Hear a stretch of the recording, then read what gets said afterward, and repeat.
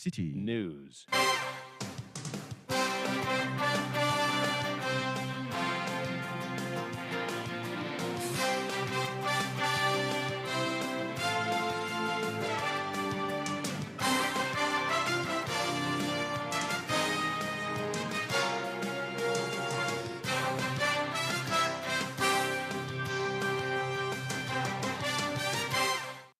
Hello, it's midday. Good afternoon and welcome to the Citi Prime News live from our studio at number 11, Dr. Morton Loop in Adabraka, Accra. It's also live on our partner stations across the country. The news is also live across the globe on citynewsroom.com, Citi 97.3 FM on Facebook, and CityTube on YouTube. My name is Inu Safwan. This afternoon, I'm here with Charles Owusukumi. Coming up, family of lady who was shot to death in a doom in Kumasi call for police protection after some suspicious persons stormed their area. Police for bear 3 biana patrol yen cast of Mijamba patrol team for patrol haka kramaya and kebepe because still no you see. Also coming up, police arrest prime suspect Kwame Atwasari in the alleged case of extortion and police attack at his hideout at Enchi. And also coming up, properties worth thousands of Ghana cedis destroyed after 7 houses were razed by fire at Shama in the western region. And I saw the 2 cables and they splash, and the fire dropped from the cable, fall into the certain man's roof. So I was shouting, calling people for help. And later, Ghanaians stranded in conflict-ridden Sudan to be evacuated to Ethiopia today. All that and more coming on the Citi Prime News. Citi Prime News at 12 midday. Update you on all the running stories and connect you to the newsmakers.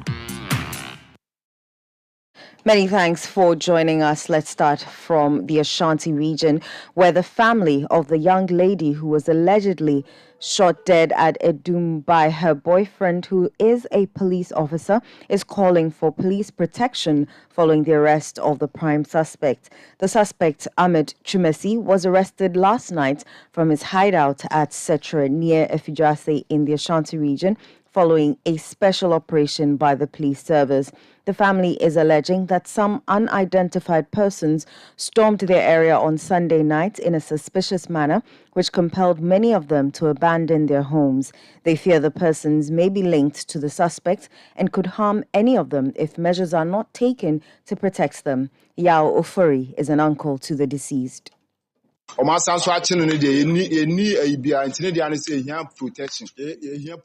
need police protection here since the suspect has been arrested. If the police can dispatch a patrol team here at night, we'll be very grateful. As a family, we're not safe at all.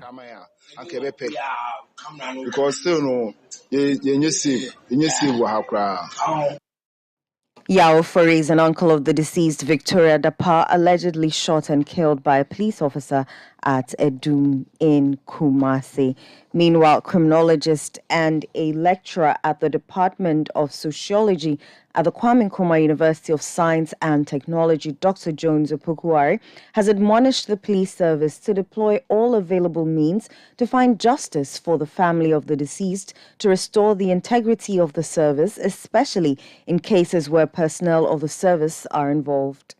When issues like this happen, the police should first see it as accountability and integrity issues, because whatever they are going to do in relation to how they deal with the situation is ultimately going to influence the way the public is going to perceive them.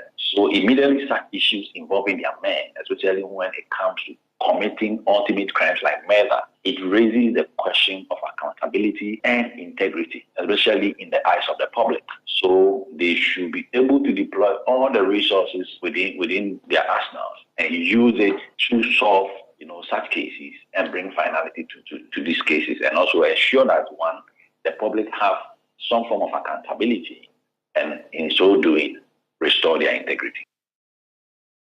Dr. Jones Opokuwari further charged the service to do a thorough inspection on officers who handle weapons. This raises question about police procedure in terms of who handles weapons and for what purposes. Okay, over the years, we've known a lot about certain police individuals who simply are trigger happy and with the least provocation love to brandish their weapons, in the faces of unarmed citizens. So over the years, this is something that we've been confronted with over the period. And so I am of the view that the police must begin doing some form of introspection concerning their processes, especially as to how they give guns to people. Okay, they are men in terms of policing the public and also policing the lives of people. Because look, these weapons are weapons that are procured with taxpayers' money. Ultimately, they are supposed to be used to protect the citizens who pay for them, and not to harm them. Okay, so it raises questions about police procedure in terms of who handles weapons, at what time, and for what purpose. And I'm of the view that looking at what happened just in this scenario that we've seen since last week, it tells me that the police will have to do more in terms of reviewing, their weapon handling processes and procedures.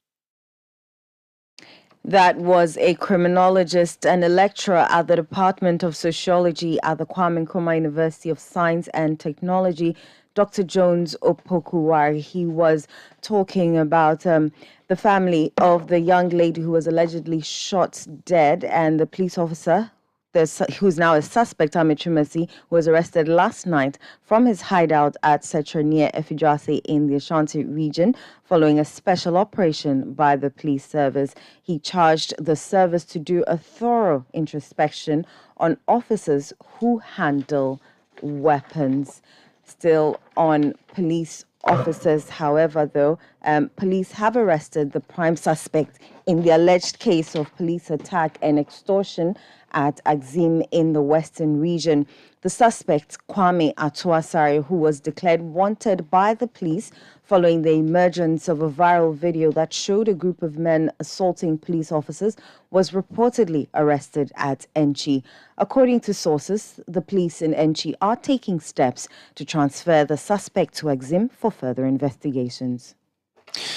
Now, President Akufo-Addo says, despite the numerous challenges that has characterized the implementation of the free senior high school policy, it remains one of the biggest interventions in the country's educational sector.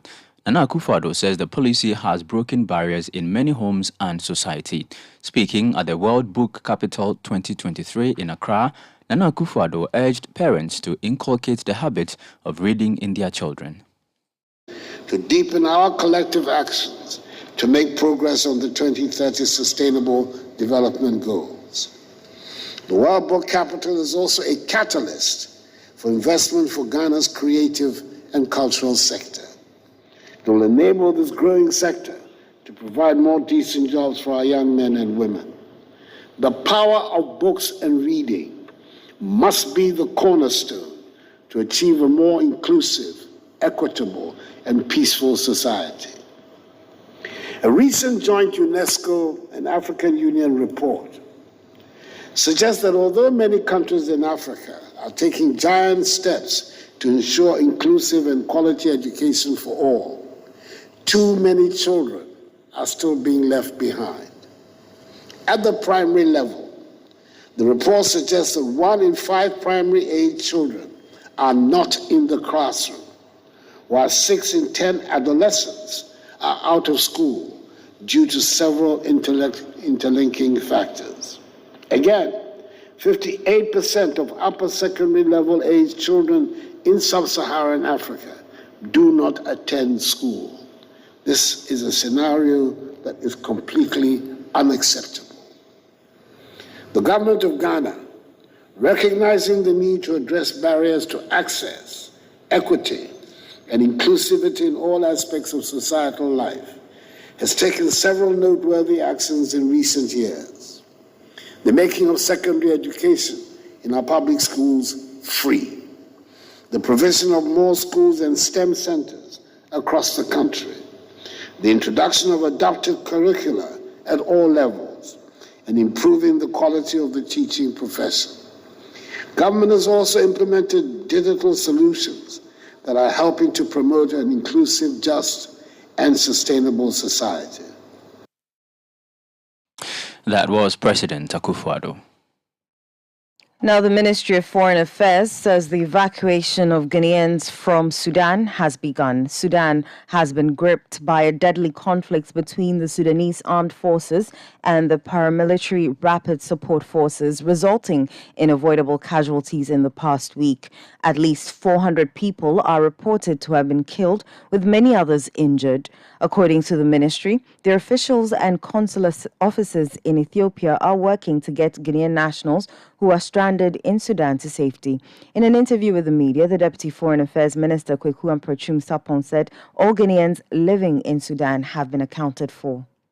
We have about 73 Ghanaian students in Sudan undertaking university studies. A majority of them are in the petrochemical industry. The unfortunate situation is we don't have a permanent mission in Sudan. The student leadership, in association with the honorary consul, started the process. So we have so far accounted for all the Ghanaian students, and we have all of them safe. Then the next batch are 3 Ghanaian footballers. We've also accounted for them. The nearest country that we can move them to is Ethiopia. They will be moving today.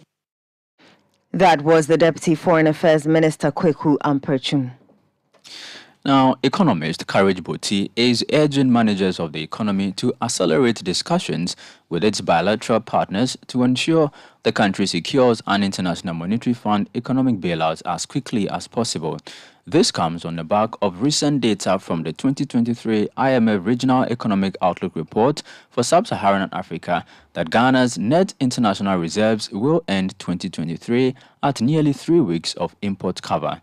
Again, the report said Ghana's reserves stood at a little above 2 weeks of import cover in 2022, contrary to the Bank of Ghana's summary of economic and financial data that the country's reserves in 2023 was estimated at 2.7 months of import cover.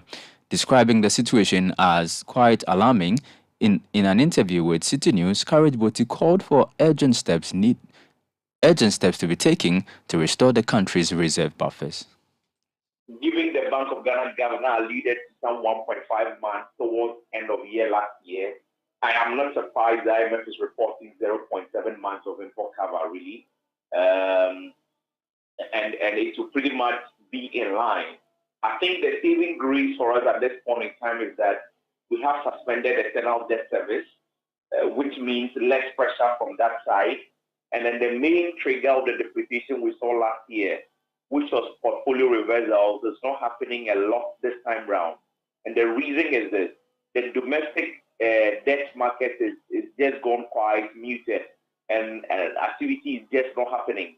And so even those foreigners who want to sell and exit, they do not have the window or the opportunity to sell off those bonds and leave the market, really.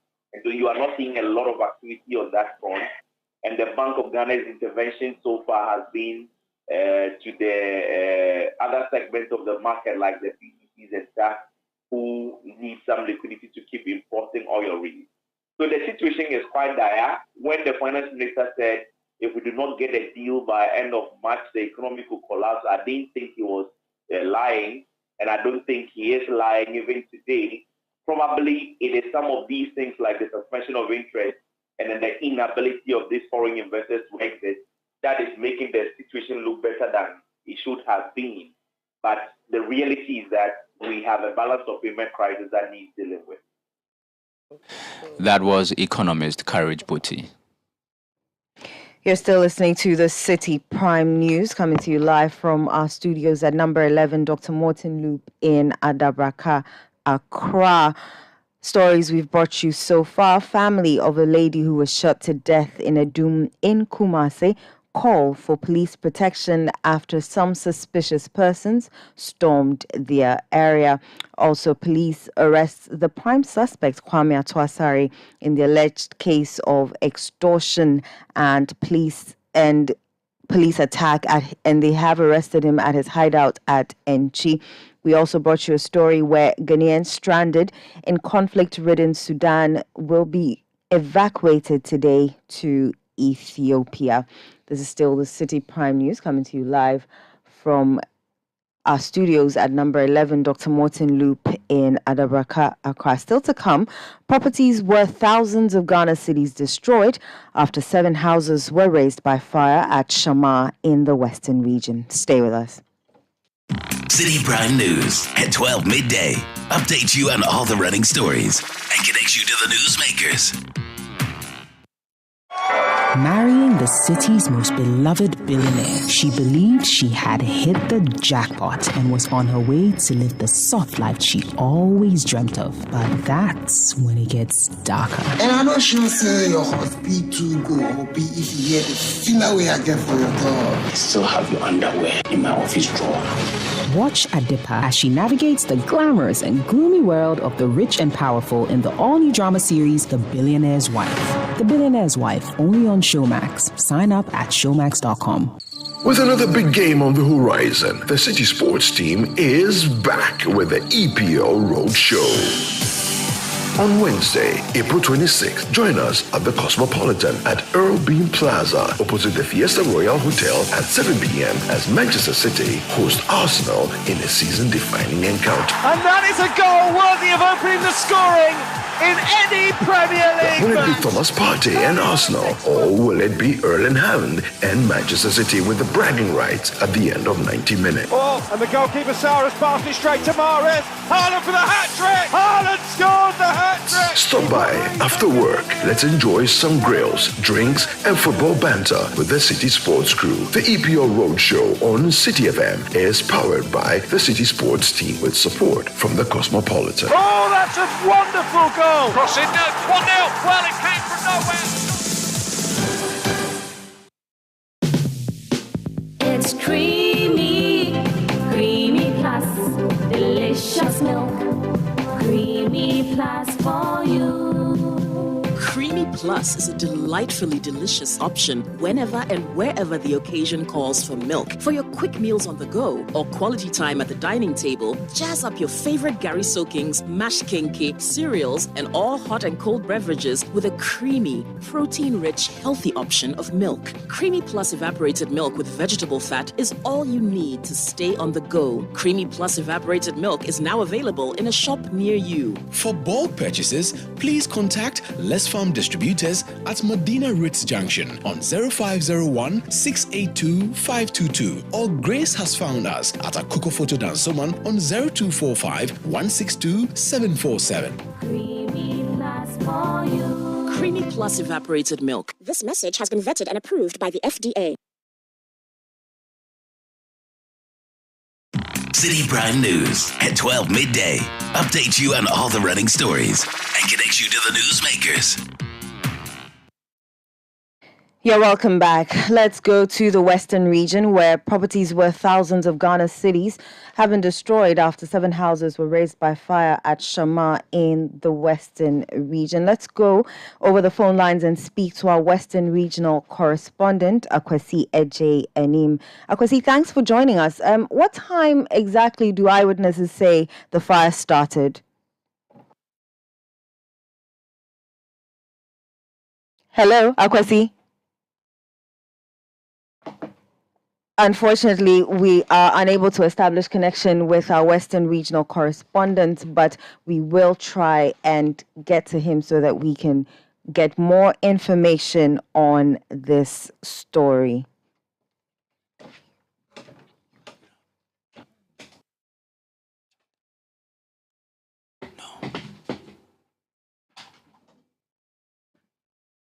Citi Prime News at 12 midday.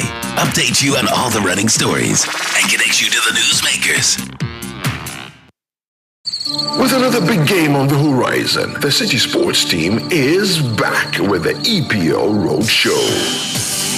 On Wednesday, April 26th, join us at the Cosmopolitan at Earl Bean Plaza, opposite the Fiesta Royal Hotel at 7 p.m. as Manchester City host Arsenal in a season-defining encounter. And that is a goal worthy of opening the scoring in any Premier League Will it be match. Thomas Partey and Arsenal, or will it be Erling Haaland and Manchester City with the bragging rights at the end of 90 minutes? Oh, and the goalkeeper Sarah's passed it straight to Mahrez. Haaland for the hat-trick. Haaland scored the hat-trick. Stop by after work. Let's enjoy some grills, drinks, and football banter with the City Sports crew. The EPL Roadshow on City FM is powered by the City Sports team with support from the Cosmopolitan. Oh, that's a wonderful goal. Crossing 1-0. Well, it came from nowhere. City Prime News at 12 midday. Update you on all the running stories and connect you to the newsmakers. We apologize for that interruption, but let's go to the Western region now, where properties worth thousands of Ghana cedis were destroyed after 7 houses were razed by fire. Akwesi, thanks for joining us. If you can hear me, what time do eyewitnesses say the fire started, and what's the extent of damage? Well, according to eyewitness, the fire actually started on Friday around 12 midday, around 2 p.m. in the afternoon. And it raged on for minutes before they were able to bring the fire down. And according to eyewitness, this is a fire outbreak that actually started from an electricity supply line, which actually triggered,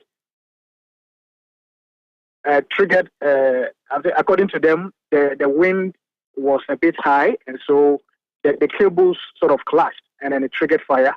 And then the fire dropped on one of the houses, and it went from house to house, and out of the day, about 7 houses were actually touched. If you look at the settlement in Low Beach, this is a settler community with about 8,000 residents, and most of the houses that they are using are not using iron sheet roofs. They are using this material from raffia and other things. And so any contact with fire easily triggers, and then it goes from one house to the other house. So out of the day, they recorded several of the houses, roofs of about 7 houses being bent, and they lost their clothing, fridges, and other household items. You could see that they've all been bent. And basically what they are saying, I actually spoke to students who tells me that their books have been bent. And you had fishermen whose fishing gears have all been bent. I met a gentleman who is a grass cutter farmer, and most of the grass animals in the pen have all been bent. And so they are basically calling on the ECG, and then they did not want to come to their aid. According to them, the ECG is partly responsible because the fire started from their lines. And so that is the situation with the Shama Anguna beach. Were there any recorded casualties? Nobody actually got hurt, because when they started from the first house, they started shouting.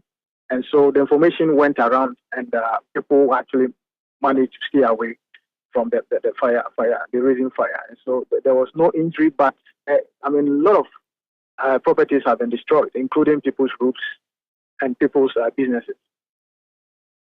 Akwesi, is there any indication that NADMO or any authorities have heard their cry or have come to the scene to assess the situation? According to them, the NADMO came there, even with national security, and the ECG also flew up to come and fix the line. And that is what they've done. But they only promised them that you'll hear from them, and they haven't received anything. But today, the assemblyman for the area, he mobilized some money, about to the tune of 5,000 Ghana cedis, that he has presented to victims, and some bags of rice. And so far, the items that have been given to the community that I have been told is what the assemblyman was able to mobilize. And so they are calling on the state to come to their aid, because a lot of them, some even told me that the dress that they are wearing, I found them wearing, were actually borrowed. And so they need support. All right, tell us, where do they intend to spend the night today? Have they been provided any accommodation, any alternative accommodation for tonight? Currently, they are just pitching with relations and friends. That is what is happening. They don't have any, makeshift structures created for them. Thank you very much for that update. You heard me speak to Akwasi Ejay Anim, who is our correspondent there. But let's take a listen to an eyewitness of the Anglo fire. On Friday. It was Friday. It's around exactly 2 o'clock. We are fishermen. We draw our net, come to our shore. So we all gather together, separate the fish inside. Before I watch my right side in the Shama area, and I saw the two cables and they splash. And the fire dropped from the cable, fall into the certain man's roof. So I was shouting, calling people for help.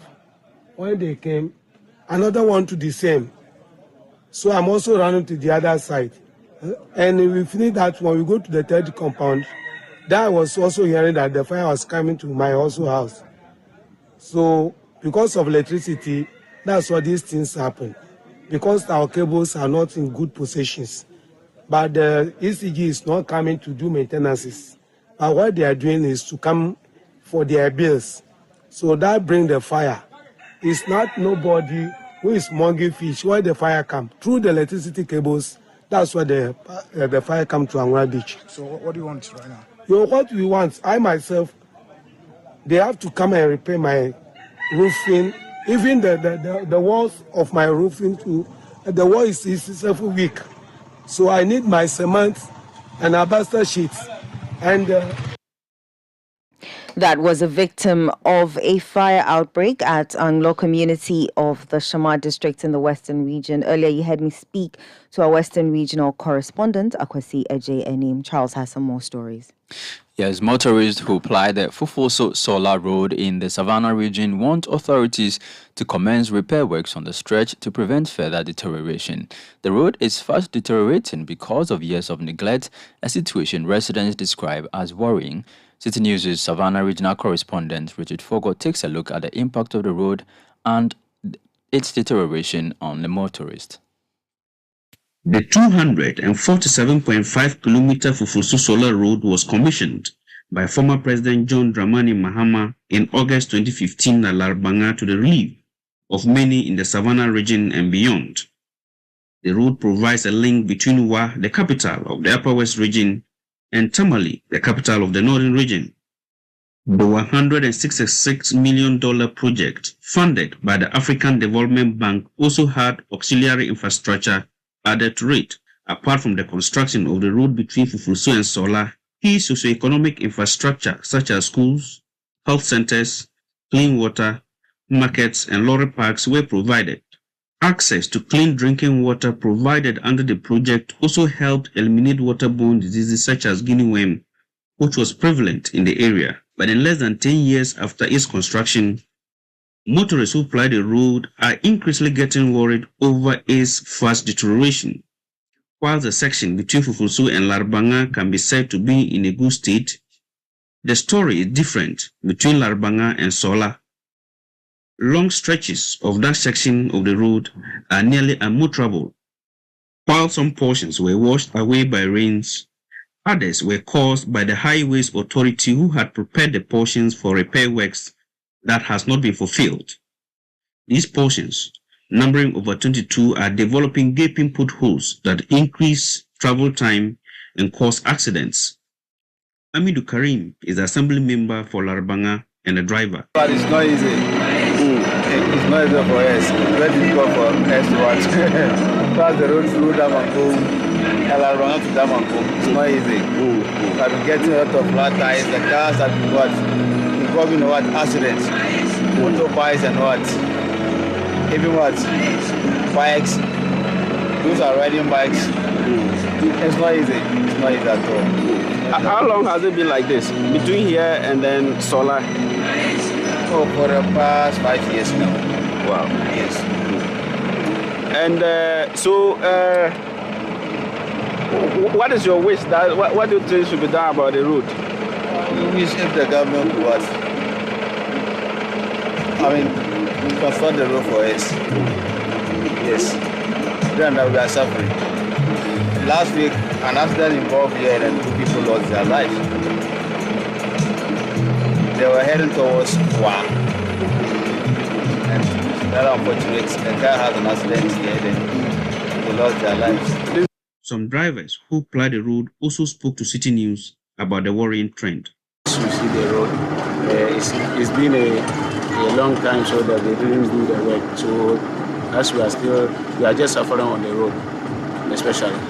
So it's very bad, So how does it affect you?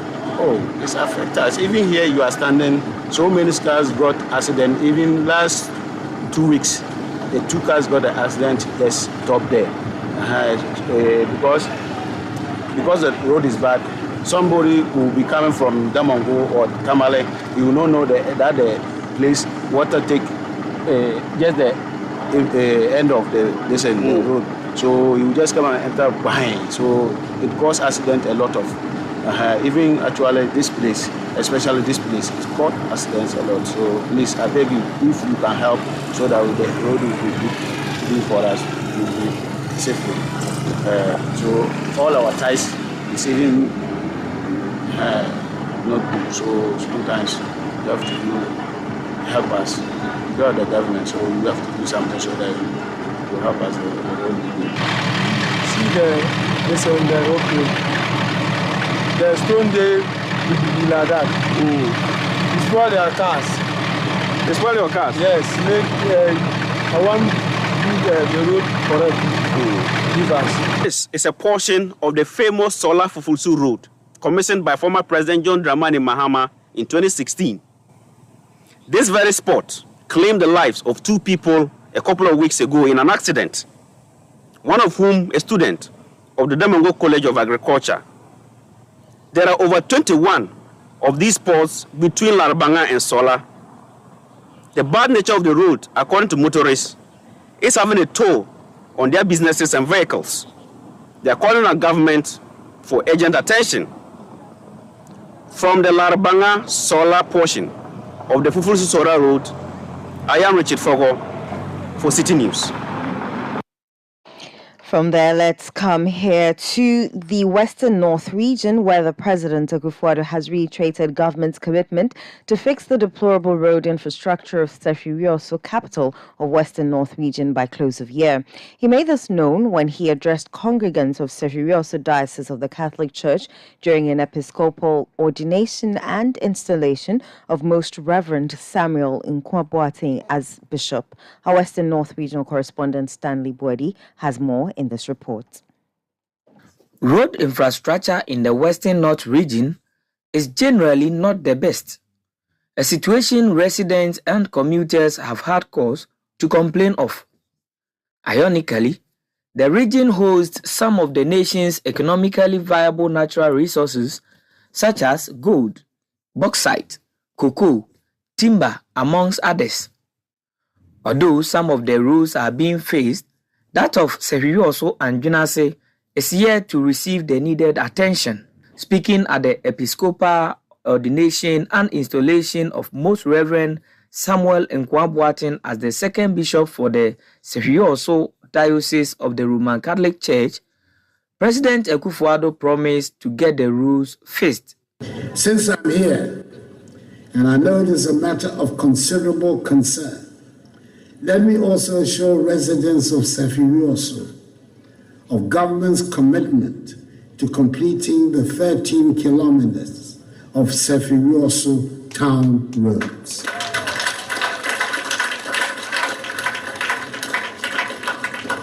Work will begin soon on the stabilized baseworks, and surfacing. The Ministry of Roads and Highways has assured me that the Rioso town roads will be completed by the end of this year. Some residents of Sefirioso have been reacting to the president's statement. It's quite unfortunate that we use this road to go to hospital, a regional hospital, and I've been a victim. Just imagine you are using this road and you are pregnant. You can have a miscarriage, or better not, you can give birth in the car. I use this road to go to my church. always there will be potholes. It's very, very bad. In fact, it's very, very bad. It's not helping a region as Soshio, so it's very bad. It's very bad. It needs immediate effect. They need to fix it. Actually, I wish it has been done as early as possible because looking at this road, it is a route to the hospital. And you see, these things are very dangerous. Most people who are from the villages use this route. The pregnant women and others, they must be given, the road must be fixed so that immediate attention can be given to them. Speaking to Citi News at the main lorry station at Dunase, some taxi drivers bemoan the effect of the poor road infrastructure on their vehicles.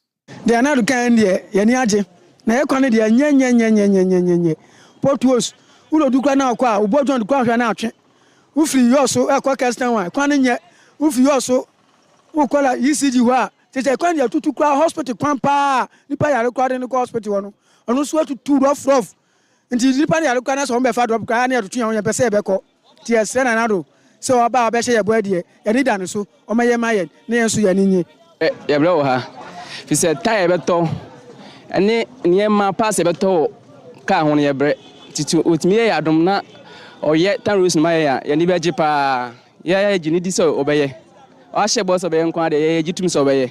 So even those most of the residents here in Serio also are confident that the fixing of the town roads will be made possible as promised by the president. Others are still doubtful since much has already been said about these roads, yet nothing has been done about them. Reporting for Citi News, Stanley Boedi, Serio also.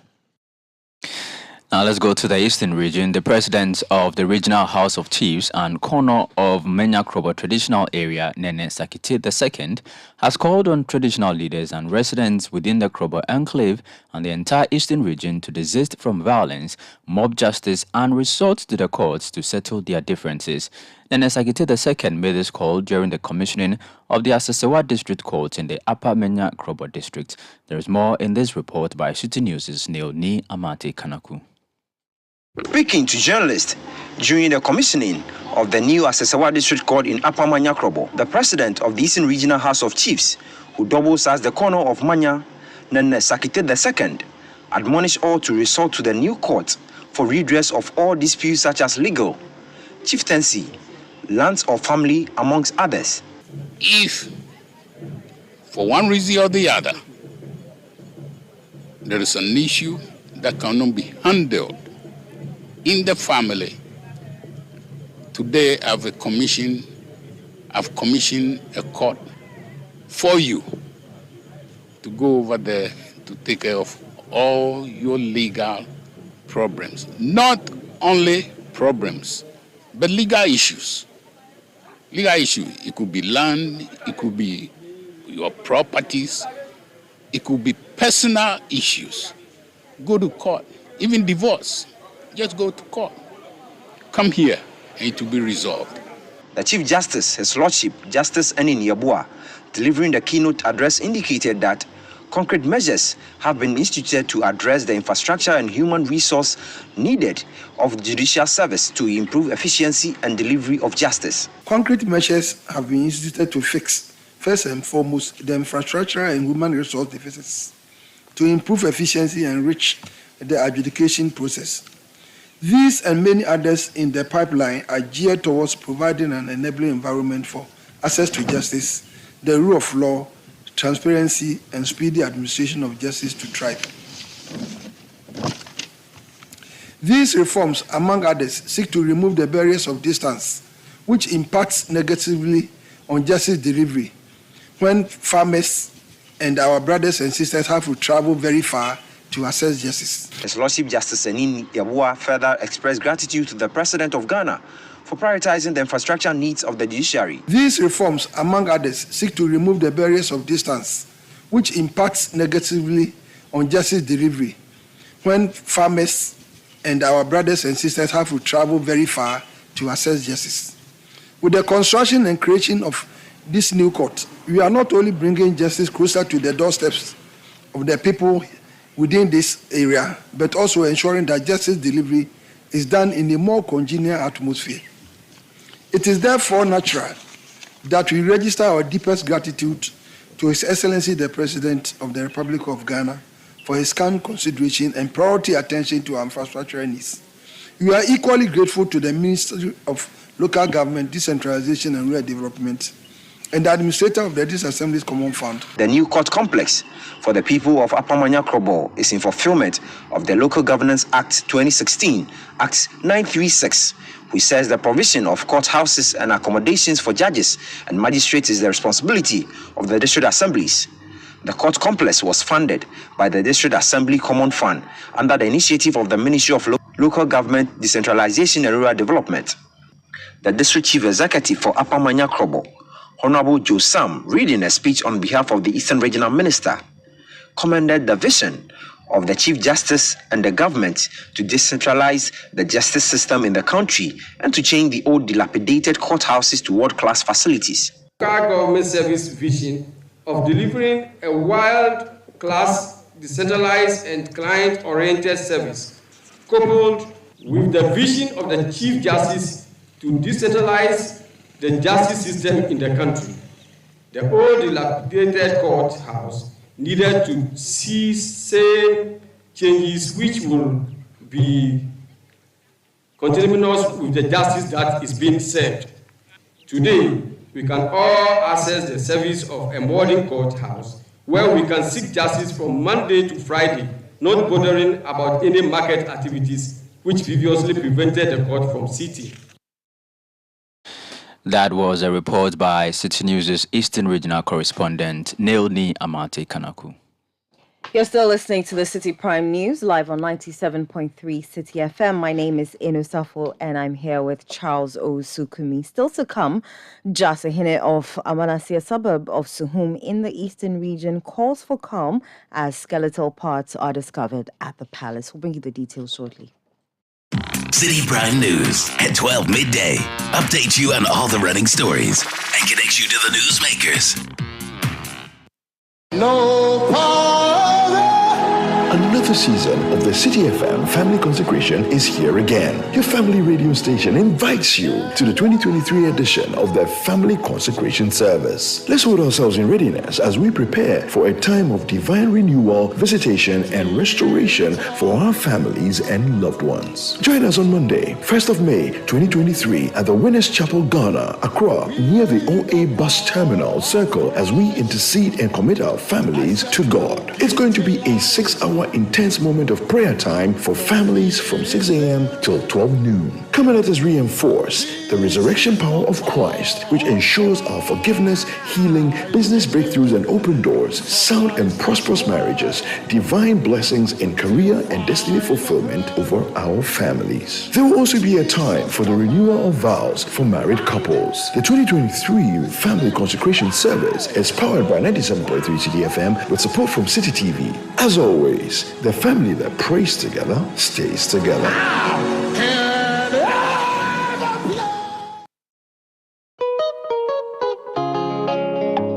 Youth fades, love droops, the leaves of friendship fall. A mother's secret hope outlives them all. We love our mothers all year round, but on Mother's Day, we put Mama on a love pedestal and shower her with the affection that she so easily gives to us. This Mother's Day, Citi FM and Citi TV are creating the platform for you to celebrate your mother in a grand gesture with the A Portrait for Mama Promotion 2023. Here's how to participate. In 100 words or less, celebrate Mama for making the most important intervention that changed the course of your life. Your entry should begin with the phrase, "But for Mama." Don't forget to submit your name, Mama's name, and your contact information. Send your entry via WhatsApp on 054-998-6996 and 020-444-7033. You know how amazing your mother has been through the different seasons of your life, and we are here to help you tell it to the world. So send in that captivating story about Mama and stand a chance of winning a spot for her at the A Portrait of Mama dinner event and other thoughtful prizes. Deadline for the submission of entries is 30th April 2023. For more information, please call 020-597-3973. A Portrait of Mama promotion is powered by Citi TV with support from 97.3 Citi FM. Terms and conditions apply. For the things you do for me, for the blessings you rain on me. Citi Prime News at 12 midday. Update you on all the running stories and connect you to the newsmakers. You're welcome back. The Member of Parliament for the Anlo constituency, Richard Kwame Sefe, has charged the government to contract a loan facility to continue the abandoned sea defense project started some 8 years ago. His call comes on the back of recent tidal waves that swept through some coastal communities, specifically Fuveme, Agokeji and some parts of Keta, causing damage to homes and properties. The MP for the area tells Citi News if no intervention comes in time, many communities prone to tidal waves will be non-existent in the next decade. We are not trying to quantify the sort of economic value that this thing is going to cost us if we leave it to go. Because, for instance, 2 communities were gone. We are now moving towards Atitati. And the value of the land is virtually now 0. So if we continue to be affected by the tidal waves, and government will continue saying no money, it will come a time the whole southern sector of the Volta region, especially this neck of land between the lagoon and the sea up to Ketu South, around Denver area, will be no more in about 10 to 15 years. Because if you go to Anglican area and other districts, there are big depressions that we call Tahiv, Anlechi and Co., which are virtually closer to the sea. So any further rise in the level of the sea will cause those areas to be flooded, and the havoc will just be so great. So my prayer is that whether there is money or not, government must cough up the money so we will be able to protect the few kilometers of land that are available now. The economic impact far outweigh what the government is proclaiming, that they don't have the money and whatever. If you don't have the money, now Ghana will live on loan. They should go for some loan and let's protect the land. You heard the Member of Parliament for the Anglo constituency, Richard Kwame Sefe. Meanwhile, the owner of the Agblo Lodge Beach Resort, one of the affected facilities, called on the district and municipal assemblies to put in measures to stop the illegal sand winning at some parts of the beach. The regent of Wui and the owner of Agblo Lodge, Godwin Kojovi Ahaji, alleged that sand winning activities contribute to the sea erosion experienced recently. I can say without any fear of, evocation, that the sand winning in this part of Qatar is becoming alarming and unbearable. That is what I can say. The immediate cause of what is happening here at Jalukopa Lopoji is the sand wind. When you look back and look under those trees there, they wind the sand in the night and deposit under those trees there, all the way from here to this, and sell to people. I decided to do my own sea defense because I have to put in an effort. I can't just fold my arms and say I am waiting for government to come and then to do sea defense. The government has other priorities. That was the regent of Wui in Keta and owner of one of the facilities affected by tidal waves in Anglo, Godwin Kojovi Ahaji. Now, the Jasihine of Amanase, a suburb of Suhum in the eastern region, Wasafupong Obingfu Nana Adowejukum I, has called for calm in Amanase following the discovery of skeletal parts at the palace. According to him, the discovery of the skeletal parts is as a result of him carrying out a verdict from the Achim Ebuakwa Judicial Council on a protracted old Amanase cemetery land. The Judicial Council sat on the case, ruled that the old cemetery land belongs to a private investor, hence all buried bodies should be exhumed and reburied at the new cemetery to pave way for the private investor to use the land. Justin Hene Nana Adowejekum I, who indicated that freshly buried bodies which were exhumed were kept at the Suhum government hospital, revealed that skeletal parts of buried royals were then taken to the palace as tradition demands for onward burial. Addressing a press conference on the issue, which has sent shock to residents in the area, Obingfo Nana Adowejekum called on residents not to panic as plans are far advanced to secure an area to rebury the skeletal parts. Obibebisa say, can it be possible? Say, yebetimi akra kakas. Eye nipa we wuni numpe ewa himfiana. Yes, it is possible. Some people will be asking the possibility of keeping skeletons at the palace, and the answer is simply yes, because gone are the days where we had no mortuaries. Remains of royals were kept at the palace for close to a year or two, and others even beyond 3 years, that is if there were issues. So I want to reiterate that there is no palace without spiritual powers. Some chiefs are even buried in the palace and preserved for years. So if people are circulating that skeletal parts have been kept at the palace, it's true. And the delay in reburying them is as a result of the land we are yet to acquire.